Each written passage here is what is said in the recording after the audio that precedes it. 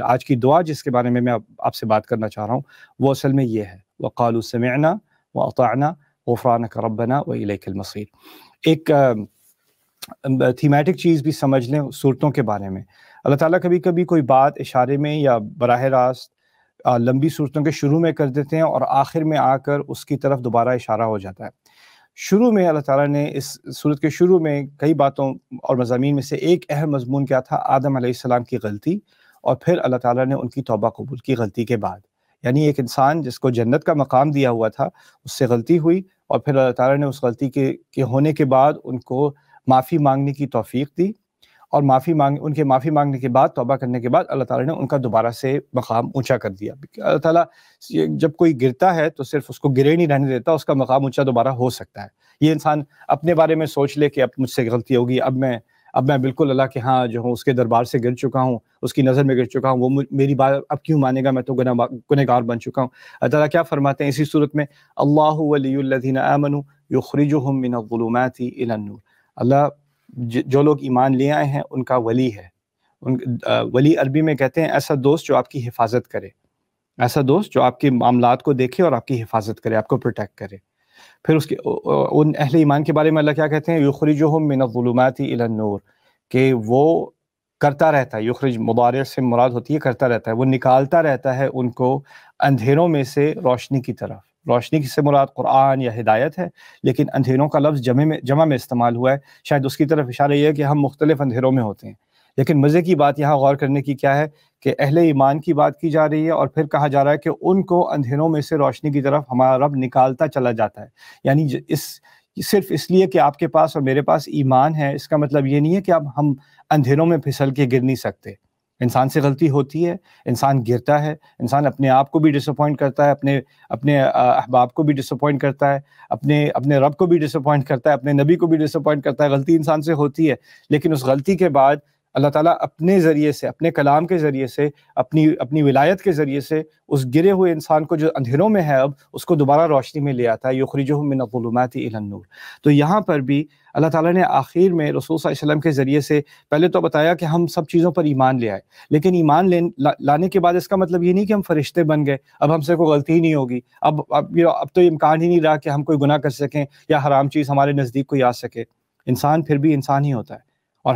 ہماری تو اچھائیوں میں بھی خلل ہوتا ہے، برائی تو دور کی بات ہے، ہماری نماز بھی پرفیکٹ نہیں ہوتی، ہمارا وضو بھی پرفیکٹ نہیں ہوتا۔ ابھی حج عمرے پہ جائیں گے تو حج عمرے میں بھی خلل ہوں گے، ایسے بھی خلل ہوں گے جس کا ہمیں علم بھی نہ ہو، کیونکہ جو کمال ہے، جو پرفیکشن ہے، وہ تو صرف اللہ تعالیٰ کے لیے ہے۔ باقی ہم نے تو جو کرنا ہے اس میں کوئی نہ کوئی کوتاہی تو ہوگی، وہ تو ہم انسان کے ناطے ہونی ہی ہونی ہے۔ اس لیے رسول صلی اللہ علیہ وسلم نے بھی فرمایا ہے، کل بنی آدم خطاء وخیر الخطائین التوابون، کہ ہر آدم کی اولاد میں سے ہر ایک بار بار غلطیاں کرتا ہے، اور بار بار غلطی کرنے والوں میں سے بہترین وہ ہیں جو بار بار توبہ بھی کرتے ہیں۔ یعنی غلطی ہوئی، آپ نے سنسیئرلی توبہ کی، اس کے بعد غلطی ہوئی تو آپ نے پھر دوبارہ سنسیئرلی توبہ کی، اپنے آپ سے وعدہ کیا اب اس گڑھ میں نہیں گرنا، دوبارہ یہ غلطی دوبارہ نہیں کرنی۔ ہو سکتا ہے اب کسی اور نئی غلطی میں گر جائے انسان، ہو سکتا ہے، یا ہو سکتا ہے انجانے، جان بوجھ کر نہیں، کسی کمزوری کی وجہ سے کچھ عرصے بعد اسی پرانی غلطی میں دوبارہ گر جائے، ایسا بھی ہو سکتا ہے۔ لیکن وَلَمْ يُصِرُّوا عَلَى مَا فَعَلُوا وَهُمْ يَعْلَمُونَ، قرآن نے قاعدہ دے دیا کہ وہ اس غلطی پر اصرار نہیں کرتے، جان بوجھ کر نہیں پڑے رہتے اس کے اندر، اپنے آپ سے جھوٹ نہیں بولتے کہ میں کروں گا پھر بعد میں توبہ کر لوں گا، پھر دوبارہ کروں گا، پھر توبہ کر لوں گا، اس میں کیا بڑی بات ہے، اللہ بار بار توبہ قبول کر لیتا ہے، تو اس میں وہ اس کا مذاق نہیں بناتے۔ یہاں پر اس آیت میں اللہ تعالیٰ نے ہمیں ایک دعا دی ہے استغفار کرنے کی، معافی مانگنے کی، لیکن اس دعا سے پہلے کچھ الفاظ ہیں جو ہم نے اللہ سے کہے ہیں، اور آج میں چاہتا ہوں کہ آپ اس بات کو اچھی طرح سے سمجھ لیں۔ قرآن میں کچھ مقامات پر ہم اللہ تعالیٰ سے کچھ مانگ رہے ہیں، ٹھیک ہے، میں مانگ رہا ہوں اللہ تعالیٰ سے، لیکن مانگنے سے پہلے میں نے اللہ تعالیٰ کے سامنے ایک دعویٰ بھی کیا ہے۔ یعنی میں نے اللہ تعالیٰ سے کہا ہے کہ میں آپ کو کچھ دے رہا ہوں، آپ کی طرف میں کچھ کمٹمنٹ کر رہا ہوں، اور وہ کمٹمنٹ کرنے کے بعد پھر میں مانگ رہا ہوں۔ اور یہ اسلوب قرآن میں کچھ مقامات پر استعمال ہوا ہے۔ اس کی پہلی مثال اور سب سے عظیم مثال تو فاتحہ خود ہے، ایاک نعبد و ایاک نستعین۔ پہلے ہمارے منہ سے نکل رہا ہے کہ ہم آپ کی عبادت میں داخل ہو رہے ہیں، ہم اپنے آپ کو آپ کا بندہ بنا رہے ہیں، ہم آپ کی ہی عبادت کریں گے، اور پھر یہ تو ہم نے اللہ تعالیٰ کی طرف کمٹمنٹ کی، اس کے بعد ہم اللہ تعالیٰ سے مطالبے کر رہے ہیں وَإِيَّاكَ نَسْتَعِينُ اهْدِنَا، اور آپ ہی کی ہم مدد مانگ رہے ہیں، کسی اور کی نہیں، ہمیں ہدایت دیجیے۔ تو پہلے آپ نے اللہ تعالیٰ کو کچھ دیا، کچھ کمٹمنٹ دی، کچھ وعدہ دیا، کچھ دعویٰ کیا اللہ تعالیٰ سے، اس کے بعد اللہ تعالیٰ سے آپ نے کچھ مانگا ہے، ایاک نستعین اہدنا۔ اسی طرح یہاں پر ہے وقالوا سمعنا واطعنا، پہلے ہم نے کہا ہم نے سنا اور ہم نے مانا، اس کے بعد ہم نے دعا کی غفرانک، ہمیں معاف کر دیجئے، غفرانک۔ تو یہ پہلی بات جو ہے نا، اس پہ آج غور کرتے ہیں تاکہ جو معافی مانگنے والی بات ہے وہ صحیح طرح سے سمجھ آئے۔ اس آیت میں معافی کس قسم کی مانگی جا رہی ہے، اس کو ہم کیسے سمجھیں اور کیسے اپنے دل کی گہرائیوں تک اس کو اتار لیں۔ پھر کہا وَأَطَعْنَا، اور ہم نے مانا۔ اور یہی ہوتا ہے نا کہ اگر آپ کوئی بات ایسی سنیں جو اتنی مؤثر ہو، جس کا آپ کے دل پہ اثر پڑے، آپ کی سوچ پہ اثر پڑے، تو پھر آپ کنونس ہو جاتے ہیں اور پھر اس بات کو آپ مانتے بھی ہیں۔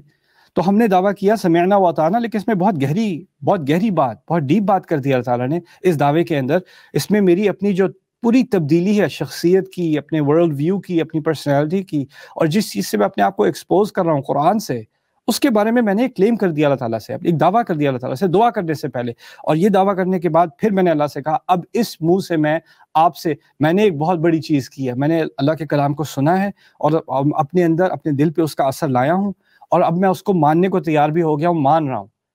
اس کے باوجود میں پھر بھی انسانوں مجھ سے غلطیاں ہوں گی، اب میں اپنے رب سے آ کے مانگتا ہوں غفرانک ربنا۔ ہم بڑے ہی ڈیسپریٹ ہیں، یہ غفرانہ میں اس کو کہتے ہیں مصدر مفعول مطلق، یعنی اس کے پہلے نستغفرک غفرانک، ہم آپ سے معافی مانگ رہے ہیں، آپ کی بہت ہی زیادہ معافی۔ اور غفران کا لفظ ایک مصدر مبالغ ہے، اس میں آن کا لفظ جو آخر میں آیا ہے نا، اس سے ہوتا ہے آپ سے بہت بڑی معافی مانگ رہے ہیں، اور بہت ہی یعنی آپ کے سامنے بالکل گڑ گڑا کے مانگ رہے ہیں۔ یہ ان الفاظ میں بڑے جذبات ہیں جو ترجمے میں سامنے نہیں آتے، اور ہم اس طرح سے اللہ تعالیٰ کے سامنے اس طرح کیوں مانگ رہے ہیں اس طرح کی معافی؟ کیونکہ ہم نے اب کہا ہے کہ ہم آپ کی بات سن رہے ہیں، ہم آپ کی بات مان رہے ہیں، لیکن اس کے باوجود ہم سے غلطیاں ہوتی ہیں، اور اب ہم آپ کے سامنے گڑ گڑا کر مانگیں گے غفرانک ربنا وإلیک المصیر، اور آپ ہی کی طرف لوٹنا ہے۔ اس سے کیا پیاری بات ہمارے سامنے آئی، میں جتنا بھی اللہ تعالیٰ کی بات مان لوں، جتنا بھی سیکھ لوں، جتنا بھی میرا علم ہو جائے، میں مغفرت سے بالا تر نہیں ہو گیا، میرا کوئی مقام نہیں بن گیا کہ اب مجھے مغفرت کی ضرورت نہیں ہے، یہ باقیوں کے لیے ہے، مجھے باقیوں کو بتانا ہے کیسے معافی مانگے اللہ سے، میں تو اب پہنچی ہوئی چیز بن چکا ہوں۔ نہیں، سمعنا واطعنا غفرانک ربنا۔ اس سے جو ریلیجس کلرجی ہوتی ہے نا، جو مذہبی طبقے ہوتے ہیں مختلف مذاہب میں، جب کوئی پنڈت بن جاتا ہے، کوئی پریسٹ بن جاتا ہے، تو وہ اس کا کام ہوتا ہے باقی سب سے معافیاں منگوانا، اس کو کیا ضرورت ہے معافی کی؟ لیکن یہاں اللہ تعالیٰ نے کیا کی، اس سب چیز کو توڑ دیا، سمعنا واطعنا غفرانک ربنا وإلیک المصیر، اور اسی آپ ہی کی طرف ہمیں واپس لوٹنا ہے۔